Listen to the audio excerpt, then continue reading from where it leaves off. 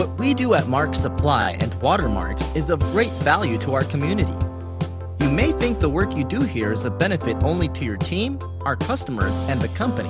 But when you look at the big picture, it goes much further than that. Marks and WaterMarks provide material for systems that deliver clean water and removes wastewater. Without these plumbing systems, people can get sick and die. This may sound extreme, but it's true.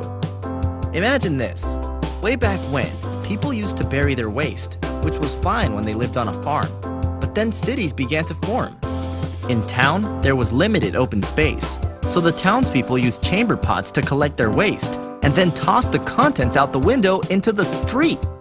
Gross!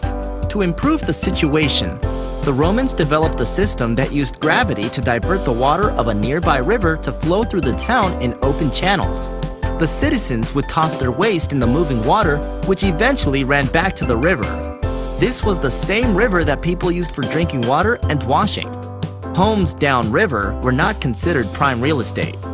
In 476 AD, the Roman Empire fell, and the innovation of plumbing went with it.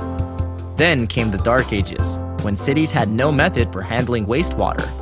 This lack of sanitation was responsible for the death of millions. Diseases caused by dirty water include dysentery, typhus, typhoid, and cholera, to name just a few. In the early 1800s, ships filled with immigrants brought cholera to North America. By the late 1800s, cities began legislating and building water main systems to provide citizens with clean water and sanitation systems to remove wastewater. Building codes were also developed and enforced, and public health was restored. Our heating systems helped too. Before furnaces or boilers, homes and buildings were heated by burning wood or coal. This caused the depletion of forests and coal reserves around the world and started many fires. More importantly, the burning of wood and coal releases carcinogens, which pollute our air and cause a host of lung diseases, including emphysema and cancer. We are fortunate to live in Canada, as the World Health Organization, as recently as 2015, reported on the ill effects heating homes with wood or coal causes in developing countries.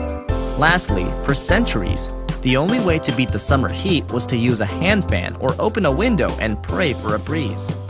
The air conditioner was invented in 1902. It was first used in public places, like movie theaters, where people used to flock to get away from the humidity. Since then, residential air conditioning has been heralded as the reason for an 80% reduction in premature deaths due to hot weather. So why the history lesson? To remind you that your work here is important.